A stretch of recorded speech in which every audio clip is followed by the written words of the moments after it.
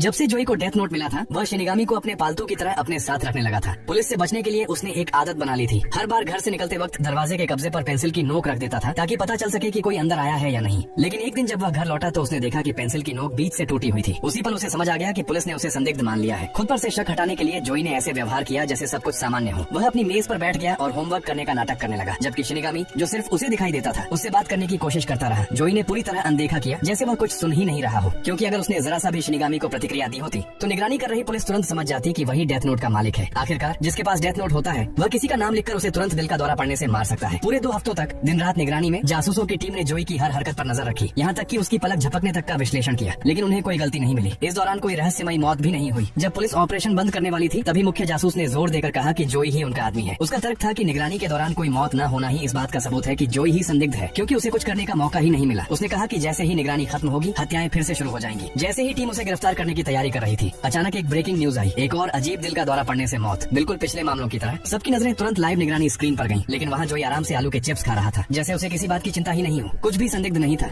उसका नाम पूरी तरह साफ हो गया। जासूसों के सारे सुराग ठंडे पड़ गए और वे सोचने लगे कि शायद उन्होंने गलत आदमी को पकड़ लिया था। लेकिन जो बात जासूस कभी सोच भी नहीं सकते थे वह यह थी कि जोई ने अपने चिप्स के पैकेट के अंदर एक छोटा मीडिया प्लेयर और डेथ नोट का एक छोटा सा फटा हुआ टुकड़ा छिपा रखा था। उसकी योजना इतनी शानदार थी कि जब सब समझ में आया तो वहाँ खड़ा शिनिगामी भी हैरान रह गया। पुख्ता सबूत न होने के कारण पुलिस के पास जोई को संदिग्धों की सूची से हटाने के अलावा कोई विकल्प नहीं था। यहाँ तक कि शिनिगामी को भी यह सब अब दिलचस्प लगने लगा था। उसे उम्मीद नहीं थी कि उसका मौजूदा मालिक इतना तेज दिमाग वाला होगा। अगले रोमांचक हिस्से के लिए मुझे फॉलो करें।